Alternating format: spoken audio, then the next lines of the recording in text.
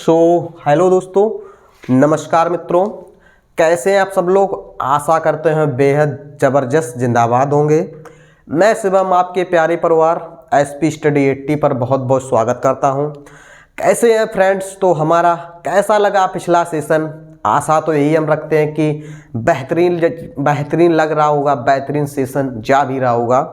तो फ्रेंड्स, मैं शिवम आपके प्यारे परिवार फिर से एक बार हम एसपी स्टडी 80 को फिर से आप लोगों को बुलाना चाह रहे हैं। तो आइए फ्रेंड्स, ज़्यादा समय ना लेते हुए यूपी पुलिस का जो हम आप लोगों को थोड़ी आप लोगों को हम भी आपकी मेहनत पीछे से करवाते चल रहे हैं। जो हिंदी का टॉपिक है, बेसिक हम चल रहे हैं कहाँ, हिंदी पर। हिंदी का जो हमारा सिलेबस था, सिलेबस की बात करें, हम आपको पहली वीडियो में आपको हमने पूरा सिलेबस दे भी चुके हैं। मोस्टली उसमें 2-3 क्लास भी हो चुकी हैं। तो उसी क्लास की श्रृंखला का आज नेक्स्ट चैप्टर होएगा। क्या आज हम चलेंगे स्वर की तो हम पूरी तरीके से बात हो चुकी फाइनल हमारी। आज हम बात करेंगे व्यंजन की। आइए फ्रेंड्स, आज हम करते हैं व्यंजन की। व्यंजन मुख्यतः किस प्रकार से बोले जाते हैं, कितने व्यंजन होते हैं, आइए हम व्यंजनों के बारे में यार चर्चा करेंगे। तो व्यंजन की हम सबसे पहले एक शॉर्ट लैंग्वेज में एक परिभाषा लिखेंगे। क्या होता है व्यंजन कि व्यंजन हम लिखें वे वर्ड जो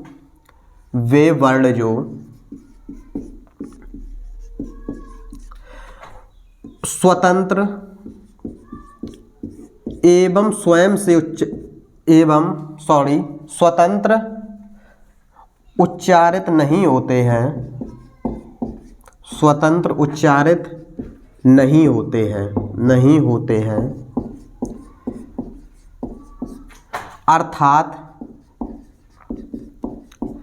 जिन्हें बोलने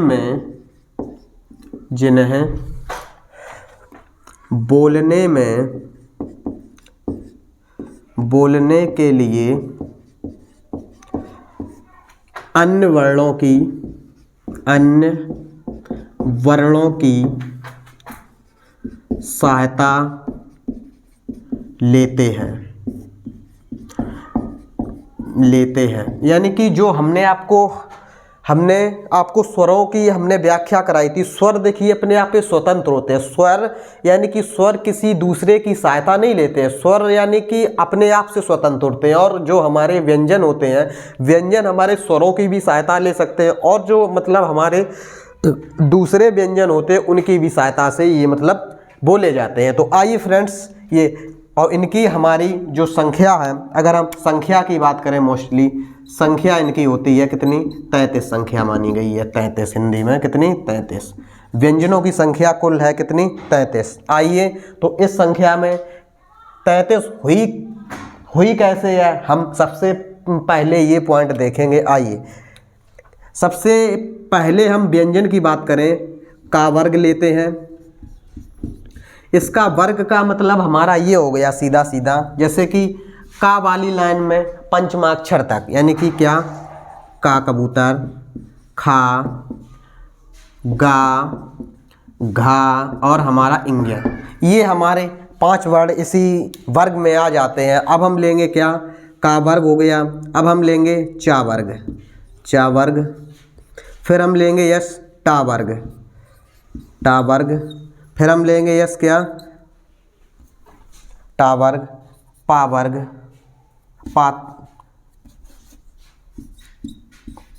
ता वर्ग और हम लेंगे पा वर्ग। ये हमारे 5 वर्ग होते हैं, जिनमें टोटल अगर हम व्यंजनों की बात करें तो इनमें टोटल व्यंजन कितने होंगे। अगर एक वर्ग में 5 व्यंजन हैं तो टोटल कितने हैं, 1 2 3 4 5, यानी कि 25 वर्ड होंगे।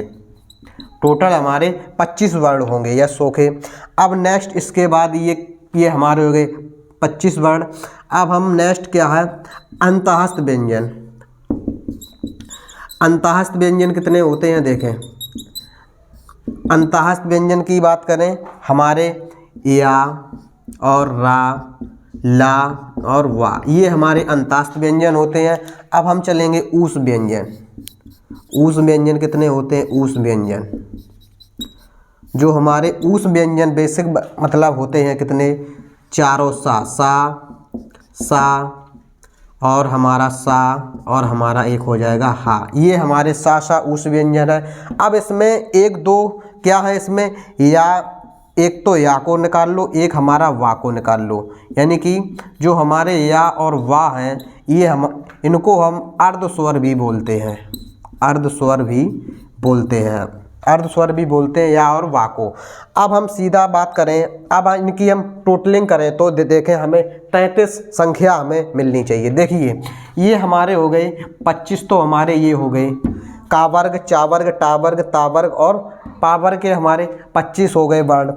25 और ये 4 वर्ण ये हो गए हैं, 25 4 हमारे हो गए 29 वर्ण। 29 में 4 अगर हम और जोड़ दें तो हमें 33 संख्या का हमें टोटलिंग हमें सामने मतलब आ जाती है। तो इस प्रकार से 33 व्यंजन हमारी हिंदी में माने गए हैं। और अब हम एक और आपको हम देखें, जो हमारा इसी के साथ हम का वर्ग जैसे हमने लिया का के ऊपर एक मात्रा यहाँ प्रयोग की जाती है, एक मात्रा हमारी यहाँ नीचे भी प्रयोग की जाती है, एक मात्रा यहाँ होती है, एक मात्रा यहाँ होती है। इनके मुख्य हम आपको एक ही बार में प्रयोग बता देते हैं क्या होता है। देखिए ये एक हमारा हो गया क्या, अनुस्वार। इसको हम बोलते हैं अनुस्वार, यानी कि अगर किसी वर्ड के ऊपर बिंदी रखी हो तो उसको हम बोलते हैं अनुस्वार। और इसको बोलते हैं क्या, पंचमाक्षर।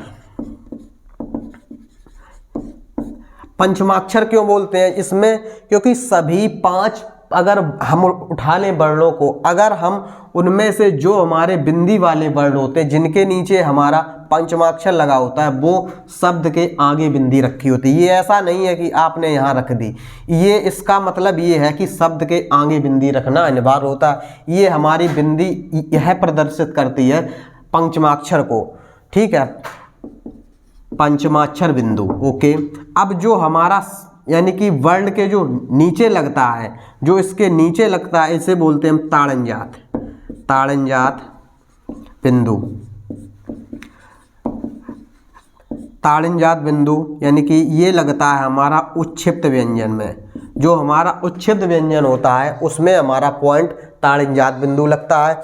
अब हम बात करें जो शब्द के आगे प्रयोग होता है, इसका नाम होता है नुक्ता, इसको हम बोलते हैं नुक्ता। ये हमारा रखता है अरबी और फारसी भाषा में, अरबी एंड फारसी भाषा में नुक्ता का प्रयोग होता है।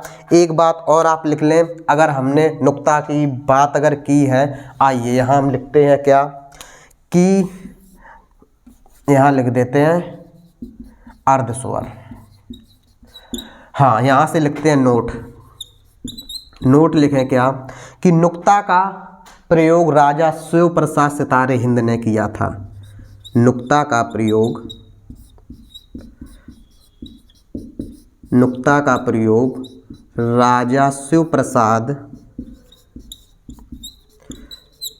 सितारे हिंद ने किया था।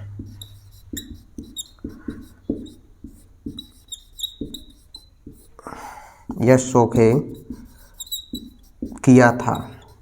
ये जो नुक्ता होता है इसका प्रयोग राजा शिव प्रसाद सितारे हिंद ने किया था। अब आइए फ्रेंड्स और हम चलते हैं कि अब हम चलेंगे, ये हमने व्यंजनों के 2-3 पॉइंट्स देखे, अब हम चलेंगे और अब ये जो का वर्ग, चा वर्ग, टा वर्ग, इनमें आने वाले वर्ण हम कौन कौन सी स्थान से हम बोल सकते हैं। तो आइए फ्रेंड्स चलते हैं हम। ये हमारा नुक्ता भाई बहुत ही इम्पोर्टेंट है, इसकी एक बार व्याख्या पूछी गई थी तो इसलिए हमने इसको बोल दिया। इसको राजा शिव प्रसाद सितारे हिंद ने इसका प्रयोग किया था। आइए फ्रेंड्स अब हम चलेंगे घोष या कंपन के आधार पर स्वरों का वर्गीकरण। आइए, घोष या कंपन के आधार पर व्यंजनों का वर्गीकरण,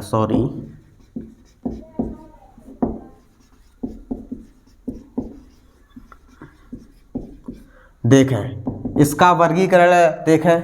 अब अगर घोष या कंपन के आधार पर मुख्यतः 2 प्रकार के होते हैं, कौन कौन से?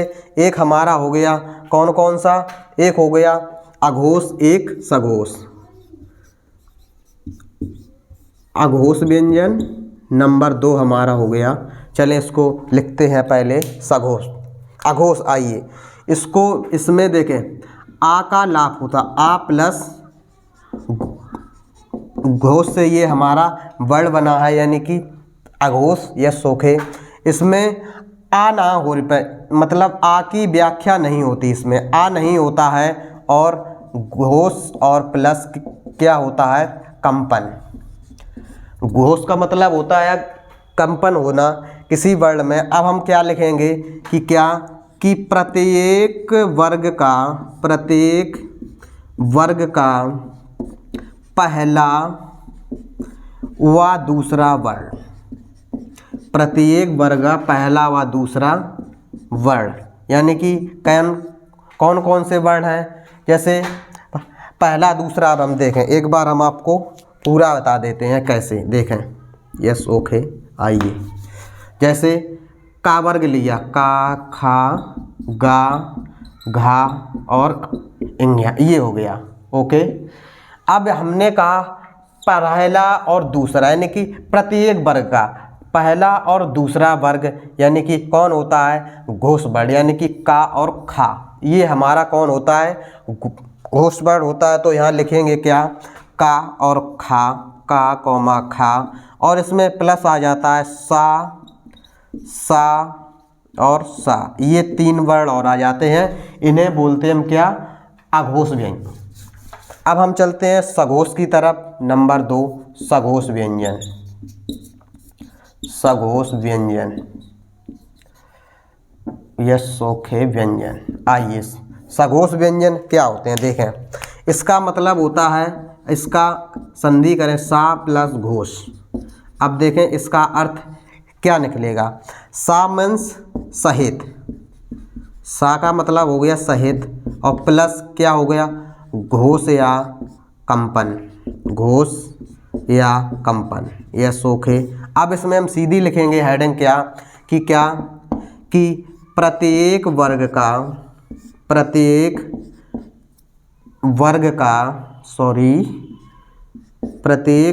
का तीसरा, चौथा, पांचवा वर्ण।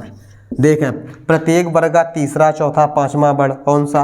अब हम देखें एक बार, फिर से एक बार हम लिखेंगे क्या? का, खा, गा, घा और इंग्या, ये हमने लिखा। तो यहाँ क्या मांग रहा है? तीसरा, चौथा और पांचवा, तीसरा, चौथा, पांचवा। तो यहाँ क्या हो गया सीधा?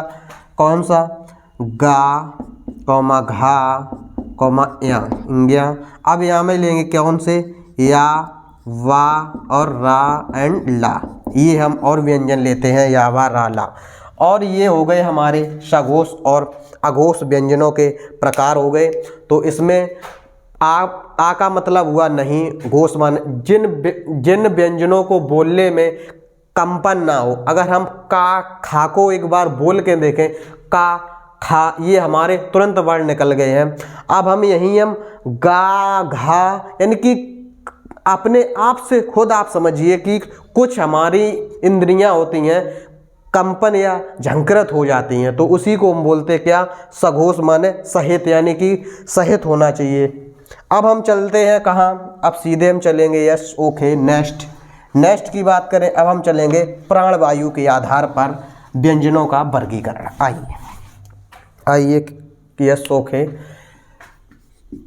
प्राण एवं वायु के आधार पर व्यंजनों का वर्गीकरण। वायु के आधार पर देखें, प्राण एवं वायु के आधार पर बोले। प्राण यानी कि हवा, सीधा हम हवा से लेंगे। अब एक जैसे होता है महाप्राण, अल्पप्राण, महाप्राण, यस ओके। तो ये हमारा होता है क्या कि प्राण एवं वायु के आधार पर हमारा व्यंजनों का वर्गीकरण। आइए अब हम चलते सीधे कहाँ चलेंगे? सीधे पहले हम लिखेंगे अल्पप्राण। देखें अल्पप्राण का मतलब कि क्या होता है कि इसका सीधा अगर हम यहाँ करें, अल्प प्लस यानी कि प्राण। अब इसका सीधा अगर हम सीधा आंसर भी अगर लगा दें तब भी कोई दिक्कत नहीं है। यहाँ सीधा हुआ क्या, अल्प का मतलब होता है कम या थोड़ा, कम या थोड़ा, यस ओके, प्लस प्राण का मतलब क्या, हवा या वायु, हवा या वायु। अब आप सीधा समझ भी रहे होंगे कि जिसमें जिन व्यंजनों को बोलने में थोड़ी हवा निकले, यानी कि अल्प का मतलब क्या हुआ, जिन व्यंजनों को उच्चरित में कम हवा बाहर निकले उनको हम बोलते हैं अल्पप्राण। अब सीधा हम लिखेंगे क्या कि कैसे कि मुख से निकलने वाली वायु कम निकले।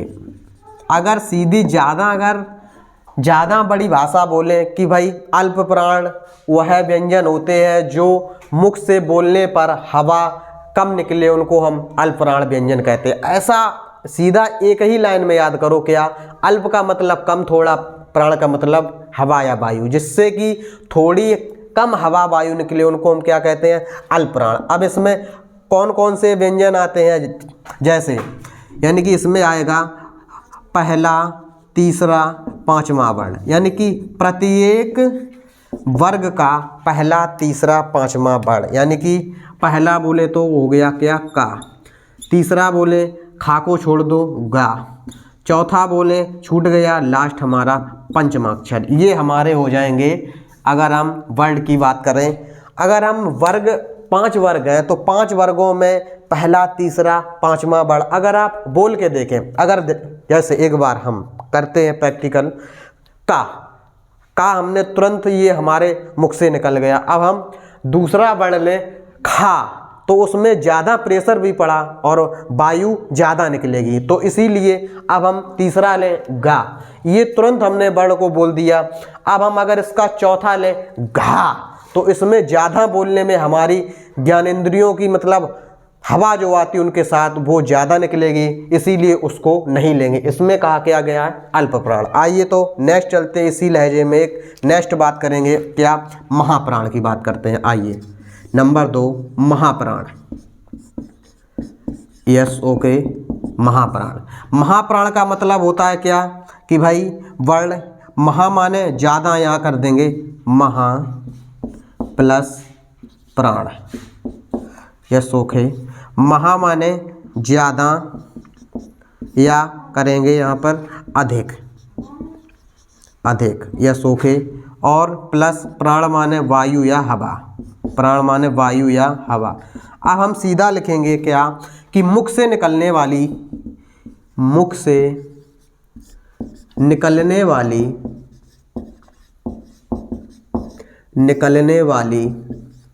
वायु ज़्यादा निकले, अब अगर हम एक लॉन्ग अगर परिभाषा लें तो भाई महाप्राण व्यंजन वो व्यंजन होते हैं जिनके मुख से बोलने वाली वायु ज़्यादा निकले, उनको हम महाप्राण व्यंजन कहते हैं। तो ऐसे व्यंजन कौन कौन से होंगे, यस ओके, ऐसे व्यंजन हमारे जो महाप्राण व्यंजन होते हैं उनमें हम सीधा लिखेंगे। अगर यहाँ पर 1, 3, 5 अगर हो गया तो हम सीधा साइंस भी लगा सकते हैं क्या कि इसमें होगा क्या कि जैसे दूसरा और हमारा चौथा व्यंजन, दूसरा चौथा वर्ण, यानी कि कौन सा वो वर्ण होगा हम सीधा लिखेंगे। जैसे दूसरे चौथे की बात करें का, खा, गा, घा, इंग्या। अगर हम अल्प प्राण में हमने लिया था पहला, तीसरा है ये, पहला, तीसरा और पांचवा वर्ण लिया था। महाप्राण में हम लेंगे दूसरा और चौथा वर्ण, कौन सा, खा और घा। इसको अगर आप बोल के भी देखें, खा घा, यस पूरा ओके, खा और घा। इस प्रकार से ये हम अल्पप्राण और महाप्राण जो हमारे व्यंजन है इनकी हमने चर्चा की। अब हम नेक्स्ट लेंगे क्या, नेक्स्ट जो भी अभी और हैं व्यंजन उनको हम लेंगे क्या, यस ओके। नेक्स्ट व्यंजन का है उच्चारण के आधार पर व्यंजनों का वर्गीकरण। हम सीधे हम एक ही हेडिंग में लेंगे, क्या? उच्चारण के आधार पर व्यंजनों का वर्गीकरण। आइए, उच्चारण के आधार पर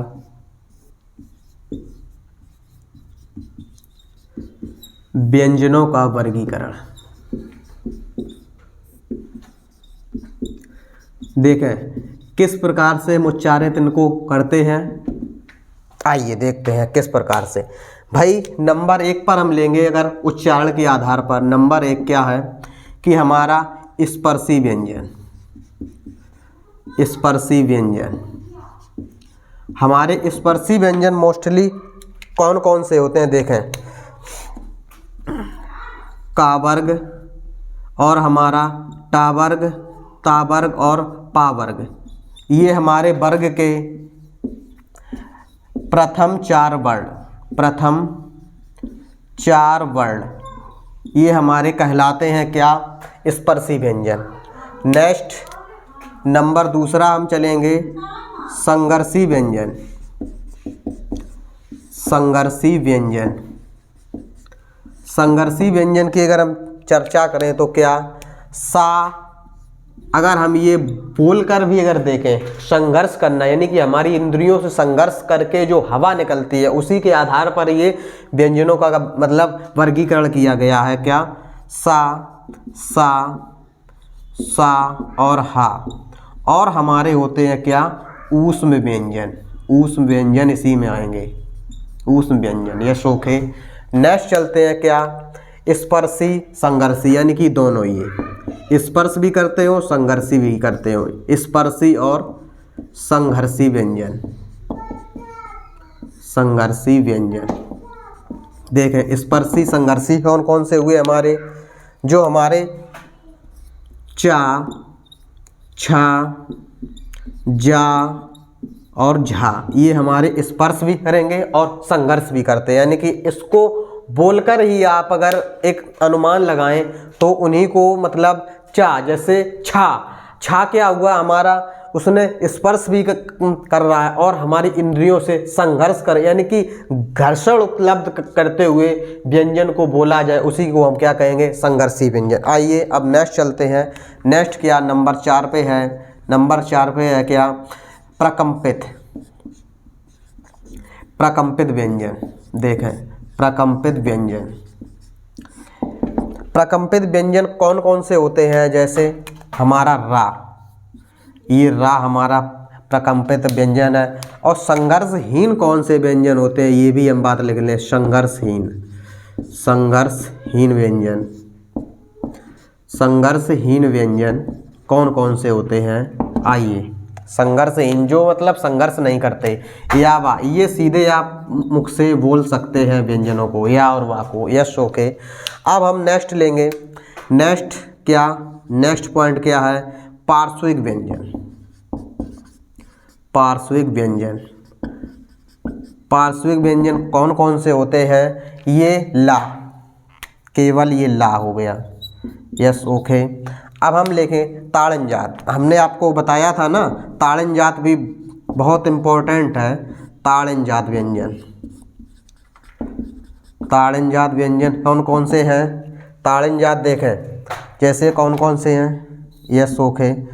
एक ये हो गया, इनको हम एक और नाम देंगे अभी, इन व्यंजनों को एक नाम और देंगे। कौन? इनको हम बोलते हैं अतिरिक्त वर्ण भी बोले गए हैं, हिंदी भाषा के अतिरिक्त वर्ण, अतिरिक्त वर्ण है ये ताड़न जात, यस ओके। तो एक बार हम फिर से आप लोगों को बताने का प्रयास करते हैं कि जो उच्चारण की दृष्टि से जो व्यंजनों का वर्गीकरण है, कौन सा व्यंजन हम किस हिसाब से बोलते हैं। जो हमारा स्पर्शी व्यंजन है, काचा, सॉरी यहाँ पे हम चा वर्ग और लेंगे, चा वर्ग का, चा वर्ग और लेंगे यहाँ काचा, टाता, पा, ये हमारे पांचों वर्ण चलेंगे प्रथम यानी कि 4 वर्ण, यानी कि पंचमाक्षर को छोड़कर, यहाँ लिख देते हैं क्या? पंचमाक्षर को छोड़कर,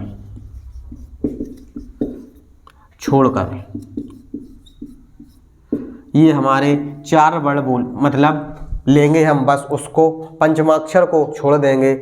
संघर्षी व्यंजन सा सा सा हा और हमारे ऊष्म व्यंजन इन्हीं को है। और स्पर्शी संघर्षी व्यंजन चा छा जा झा है। प्रकंपित व्यंजन रा है हमारा। संघर्षहीन व्यंजन या और वाह। पार्श्विक व्यंजन ला है। ताड़नजात व्यंजन डा ढा है। इनको हम अतिरिक्त वर्ण भी बोलते हैं। यस, चलेंगे सीधे पार्श्विक व्यंजन की बात करें तो ला हमारा हो गया। ताड़नजात की बात करें डा ढा, और इसी को हिंदी वर्णमाला में अतिरिक्त वर्ण भी कहते हैं। तो कैसा लगा हमारा सेशन, एक बार फिर से वही उम्मीद में हम एक बार आपसे पूछना चाहेंगे। तो इसी प्रकार से बने रहिए हमारे YouTube चैनल SP Study 80 पर। तो हिंदी का जो भी संस्करण होगा वो इसी प्रकार इसी लहजे में हम आपको प्रोवाइड कराएंगे। तो बने रहिए हमारे नेक्स्ट क्लासेस के लिए। जब तक के लिए फ्रेंड्स, जय हिंद, जय भारत।